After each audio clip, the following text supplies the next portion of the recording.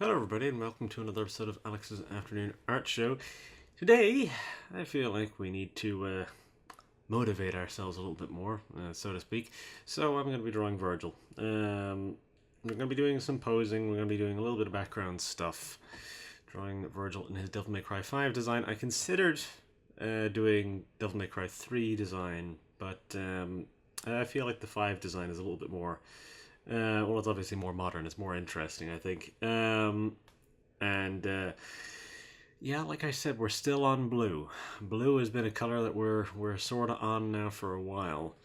So I'm trying to do anything other than just make it straight up blue. Hence why I chose to do this specific design, because there's a lot less blue in it and a lot more black in it.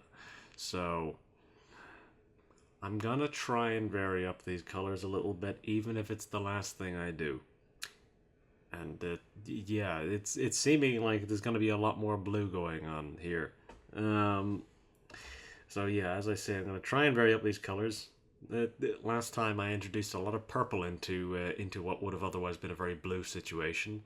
The first of this batch that I did was incredibly blue. Then obviously, last week's one was also blue, but introduced some purple. This time we're still blue, but we're gonna have some black in there as well. So I'm trying my best to vary up these colors. There's not much I can do, given the characters that I've chosen for some reason. This is entirely my doing, but you know, this is where we're at. Anyways, I'll roll the intro and then I'll show you what we have, because I've got a bit of an unusual pose to go through. So yeah, anyways.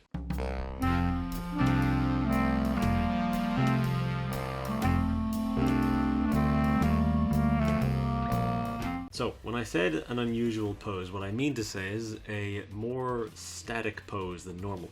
For example, this isn't exactly the most crazy dynamic pose that I would have normally chosen. So this time, I'll have to zoom in just so it's a little bit more visible.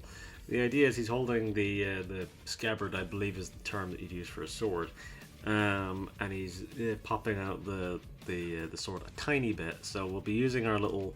I'll be doing a little lens flare there, and in terms of my background stuff, I'll be sort of doing like the sort of the cut marks behind him. I'll do stuff like that so that still looks a little bit more engaging, a little bit more dynamic.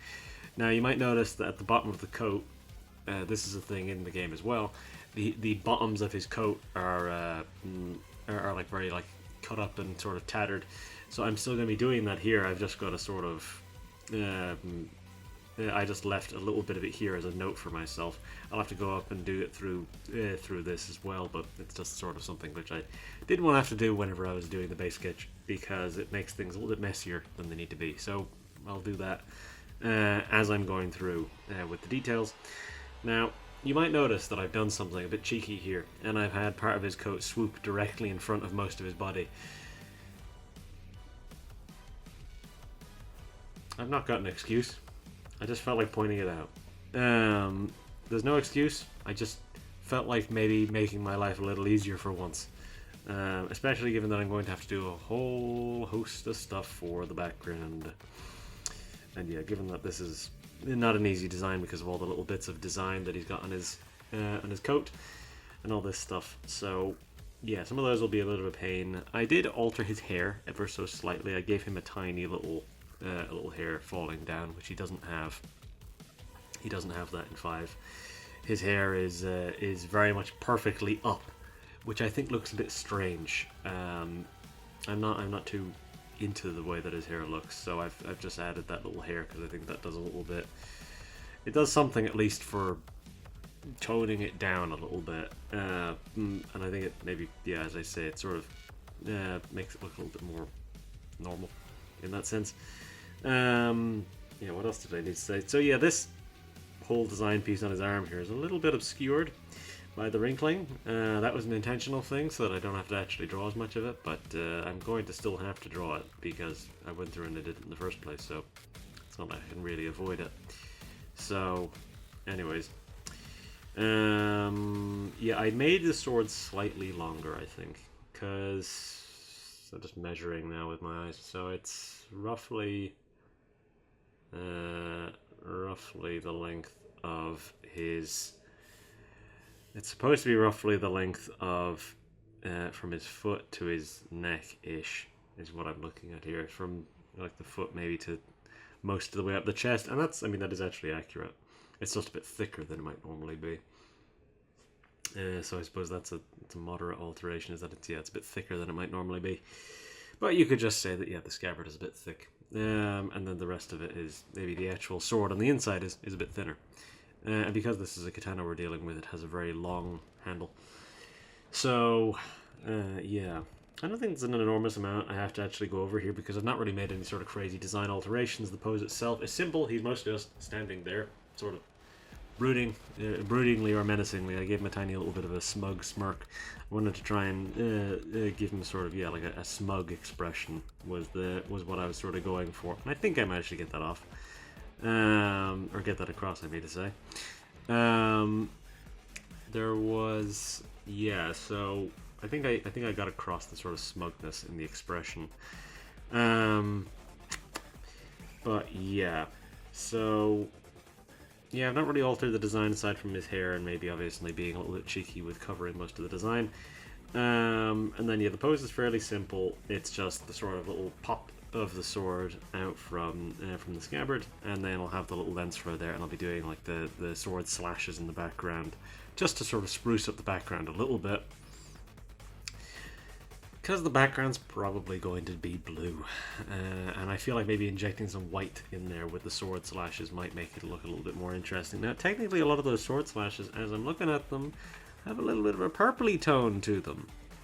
So maybe I could get away with making it a little purpley. Maybe. Just maybe I might be able to get away with that.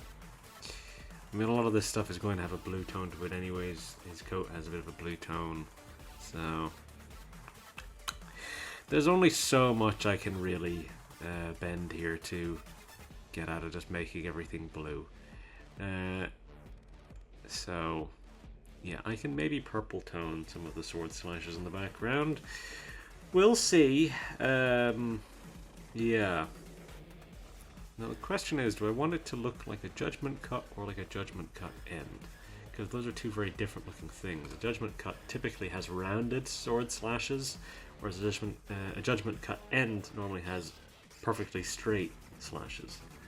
So that's the sort of question. Do I want it to... I mean, it'd certainly be easier to do a judgment cut end, because I literally just do tap, tap, tap, tap, tap, tap, tap, and then just do it like that. Effectively spiderweb it. And then basically just sort of fill it out like that, and then again it's a judgment cut end. But the pose doesn't super lend itself to that. I mean, regardless, I mean, the pose doesn't really lend itself to a judgment cut either. But you know, I suppose, yeah. Either way, it's the sort of thing of where I'm having to think about sort of some alterations there. Realistically speaking, I don't think there's an enormous amount to go over. The pose is simple. I'm going to be doing some background effects and stuff like that. So yeah, realistically, a lot of that stuff is going to be later. That's later problems. So I'll go over that stuff as it arises, which is obviously not currently right now. So yeah. Yeah, I think I've rambled on enough. I think it's time to just get on with it. I don't think I think I would maybe I think it might be better for us all if I maybe sped up these intros a little bit. So you know, yeah. I'll just do these details and I'll be back to do the colors. So yeah.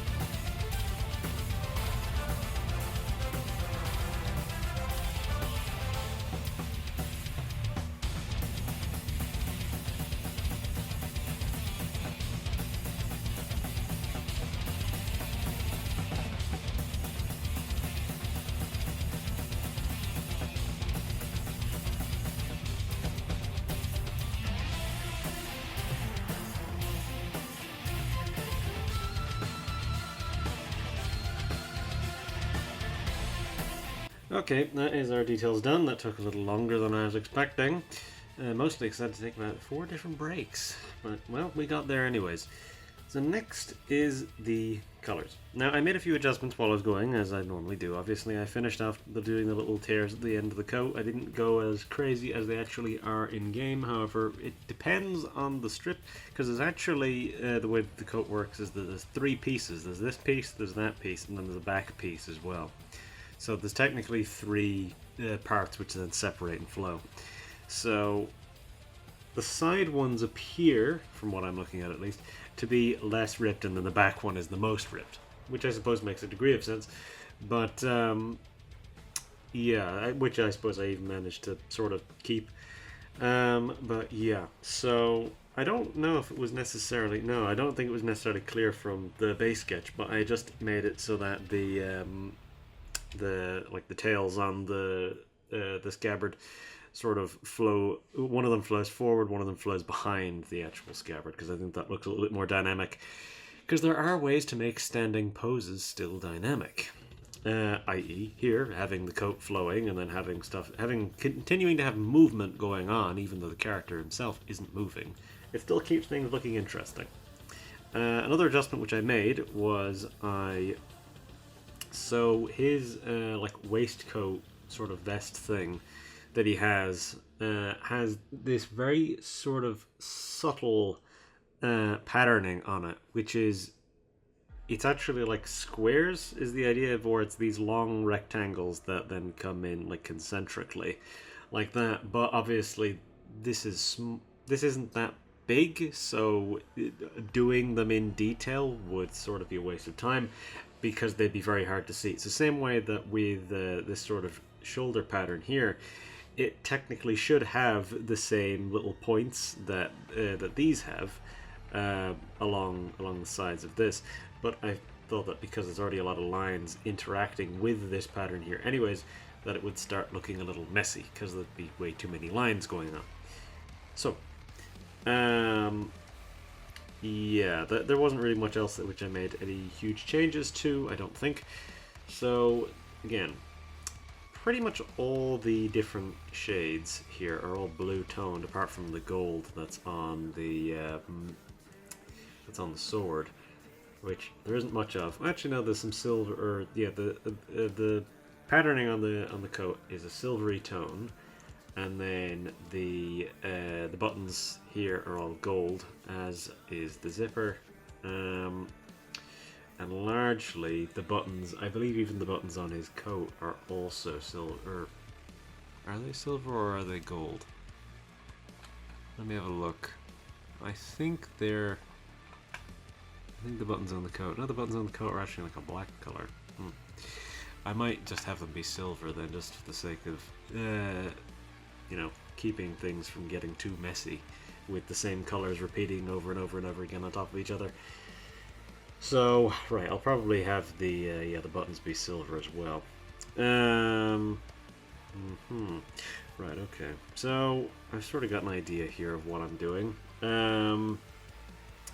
Yeah, I obviously did the same thing that I normally do when it comes to the hair, of where I sort of, especially with lighter hair, I drew it in normally, and then I just thinned it out as I went, thin out the lines, which, again, added a little bit of mess to the top a little bit, because it is supposed to be spiky, so it's not necessarily like a smooth, slick back sort of hairstyle. So again, there's even like a little bit of unkempedness at the back, because it is still long, but just up. That's the sort of way that makes it sort of a bit difficult to draw. Where it's still technically long hair, it's just more upwards as opposed to down, because obviously if it was down, then it'd be long enough. But since it's all up, it's sort of harder in that sense. Yeah, right. So what else do I need to cover? I don't think there's much. The inside of the coat has like a brown sort of color to it. This like inside is like a browny sort of color. The boots are kind of like a bluey color. Right. Well, this isn't going to be easy in terms of all the colors I'm going to have to try and work with, because it's not quite the same as Lady, of where there's a bunch of different tones, but there's a few obviously different ones. With this, there's a lot of incredibly similar tones interacting with each other, but they're not quite the same. So again, like his waistcoat is the only, yeah, like his sort of inside jacket waistcoat thing is yeah, a blue color. But then the tails on the scabbard are also that same blue. The coat is probably the darkest black. Gloves are sort of maybe, the gloves might be the same color as the boots, maybe I could say that, and then the trousers are also a different color. So I sort of have an idea of it at least. I'll probably do my background during this as well. What I'll probably do, just to sort of keep that color there, is I'll use the sort of really light, like kind of almost aqua blue that Vergil's coat was in 3 for the background, and then I'll do my sort of, I think I'll do a judgment cut end as the background, so that'll be point to point to point to point, because that'll be a lot easier to do. That'll be a lot easier to do. It'll have more of the look that I'm going for, and not only that, but it'll also just inject a little bit more, like it'll inject a bit of purple into things, so it'll look a little different in that sense. I'm looking at another incredibly blue color palette here, so there's not really much I can do to work around that, but I guess we'll see. I'll try my best. So, anyways, I'll do these colors and then I'll be back to do the painted shading, where, you know, I'll have to decide what I'm doing in terms of some of the shading colors. So, anyways, I'll carry on.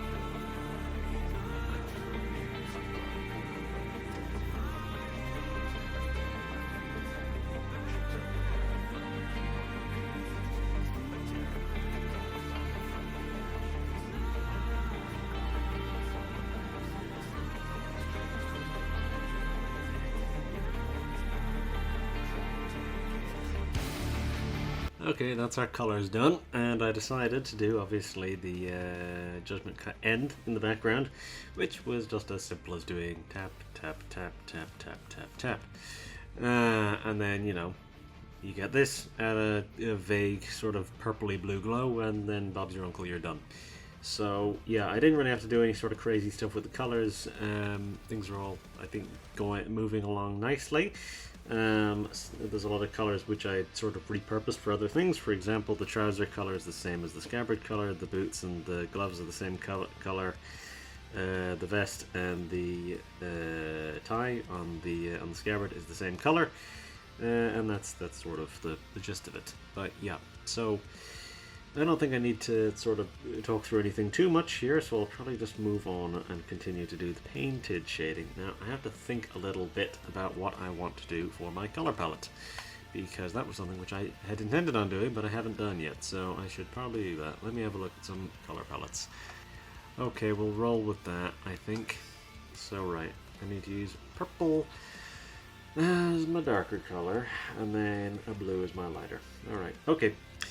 Well, we've got our plan in motion, so without further ado, I'll carry on. I'll probably just use a white. I was about to say maybe I'll do a. I was about to say I'd do a white light line, but who knows? Maybe I'll do a colorful light line. We'll see. We'll see. That might be that'll be something which I'll think of later, because that's not anything I have to worry about right now. Anyways, I'll do what I have to do right now, which is painted shading. Then I'll be back to do the detailed shading and light line. So yeah. Anyways, I'll carry on.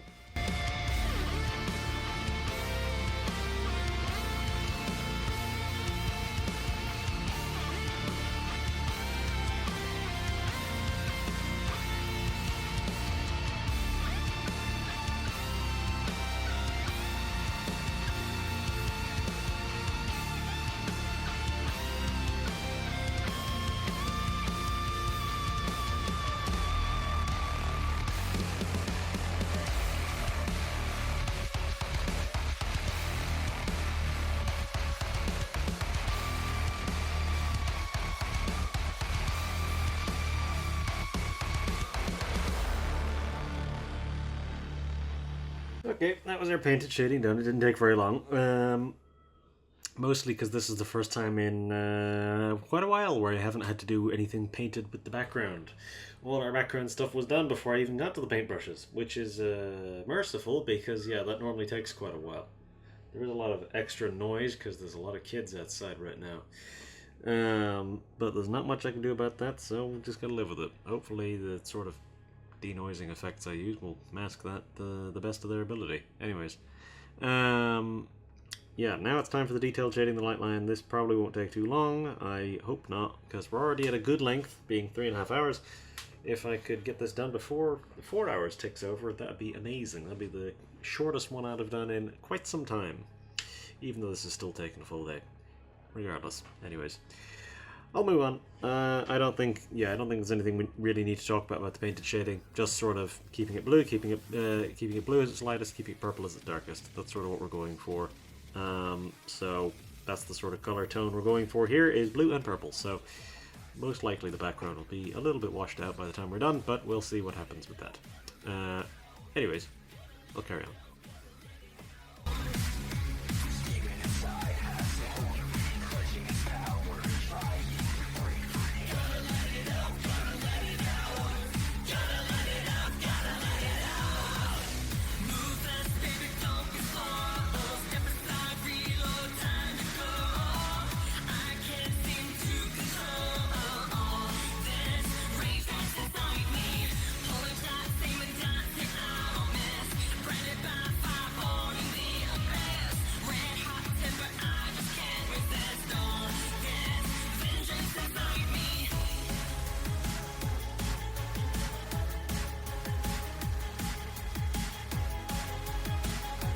Okay, so that is our detailed shading and our light line done, so that is basically us done. I added in our little lens flare there. I mentioned that earlier on, but I forgot to do it.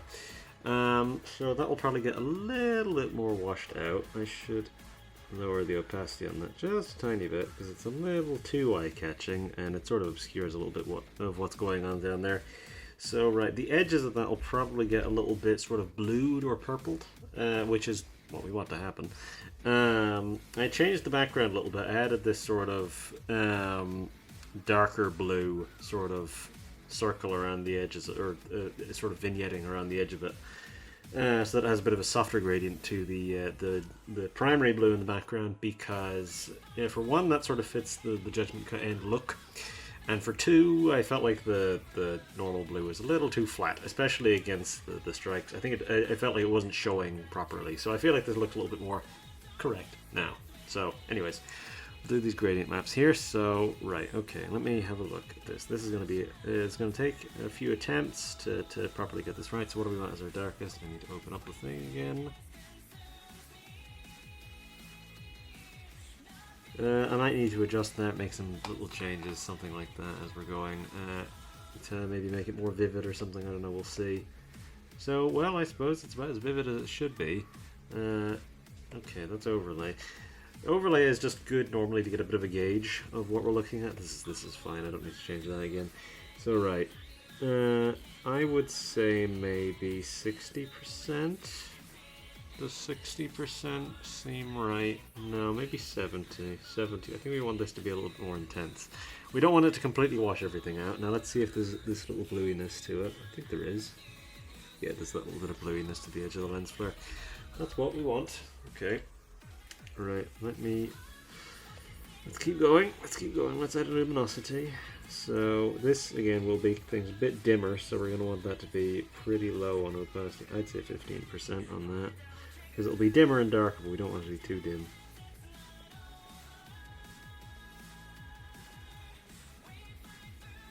I think we actually want this to be a little darker, so let's put the luminosity underneath everything, duplicate that. And then I'm going to make this a color burn. This will also make things dimmer and darker, so... How does that look on 10%? I mean, it's a little too dim, I think, at around 10%. Let's leave it at 5. Okay, so that's our gradient maps, realistically. I don't think there's any other ones I needed to do with that. I think I'm fine with those. Okay, so next on the agenda is now to grab my texture. That'll be the next thing we do. And that will basically be us. So right, let's grab that texture, let's slap that over everything. So, right, overlay that. We don't probably want this to be too intense. But 20% is where it starts being visible on the background, so I think 20% is about right. Because, again, with this in particular, with the texture in particular against these sort of glowing colors, it's not super visible against the sort of glow on the sort of strikes we've got in the background here. It's not super visible, but it adds a sort of they sort of radiate a little bit more light like this. I mean, you can even see it whenever it's like that. They sort of radiate a little bit more light, which is a nice touch. And it's never like super visible on the character because of the watercolor effect that the paintbrushes already have. That sort of the watercolor effect that the texture has doesn't really do too much to that. So it's not too much more on top of that. It's pretty subtle for the most part. But yeah, that's that, I guess. That wasn't too difficult. It didn't take as long as the other ones have. I mean, it's only just 4 hours, so I guess that's not too bad. Yeah. Is there any other big things I needed to mention? I mean, yeah, again, I mean, we were talking about posing a little bit at the start. We talked about effects kind of all throughout, so I suppose we sort of covered all that stuff. There wasn't any crazy design stuff which I had to do any sort of iterations or changes. I made a few minor adjustments just for the sake of visual clarity, like the little bits of spiking along the some of the patterns I removed just for the sake of keeping the visual clarity, because that stuff will start getting very messy whenever it's interacting with all these different bits of shading and all that stuff. Because I mean, you can even see it here with this sort of arm pattern here. It would just start getting very messy whenever it's interacting with the wrinkling effect for one on the coat, and then there's the shading, then there's the light line and all that stuff. So it would just start getting very, very messy.